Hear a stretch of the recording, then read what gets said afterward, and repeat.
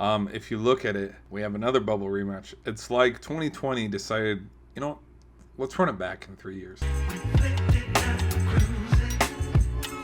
And hopefully the outcome is not the same. I'm not going to lie.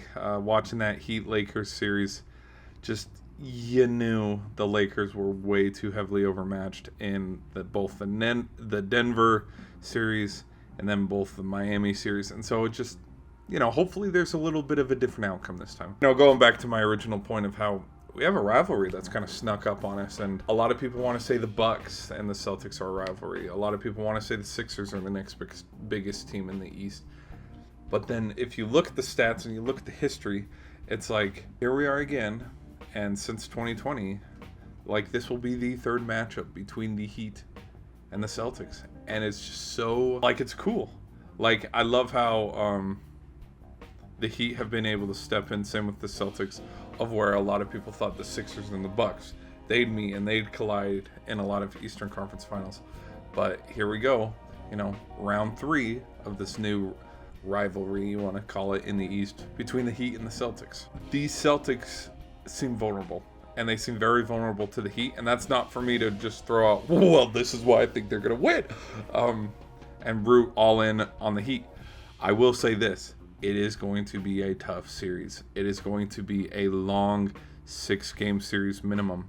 7 games. Well, who knows? Like, Heat could show up and sweep them. Boston could gentlemen sweep the Heat. Get it done in 5. Like, anything is up. But I think just with the grit and grind and how they've shocked the world basically again, like how in their deep playoff run back in 2020, the Heat are here to stay. The series ended in the hands of Jimmy Butler last year in Game 7. I want to say that this time and this time around, as much as I want to say that Jimmy Butler will have the final say in this series, just because of the hot hand he's on right now, I think this series will come down to, probably another last possession, Game 7. The series is going to be decided by Jason Tatum, whether he misses a 3-pointer or makes a 3-pointer. Something to think about. So keep that in the back of your mind. If I'm right, I'm right. If I'm wrong, oh well. This seems like it can be a really high speed. Like the Lakers Nuggets one, I said very grit and grind, slow pace, just because it's 2 big men going at it. There's not a lot of size besides Al Horford and maybe Bam, but Bam's pretty, they're not small because obviously these dudes are like 7 feet tall. But I see a fast, high-paced series where it's like, whoa, Game 1 ended 121 to 117. Maybe the Miami Heat might sneak out Game 1 in Boston, and then everybody's like, oh man, here we go again. I too in this series want to say, this will all be decided in Game 7. I'm just going to roll with the Heat. I might be wrong on that, but you know what?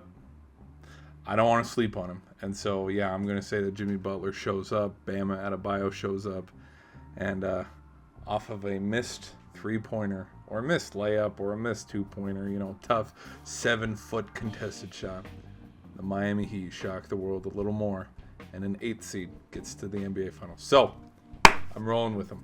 I'm rolling with the Heat. I want them to win this series. So, who do you think's going to win? Tell me how wrong I am. But be kind, okay? Don't roast me too hard, all right? And I'll catch y'all in the next video. Peace.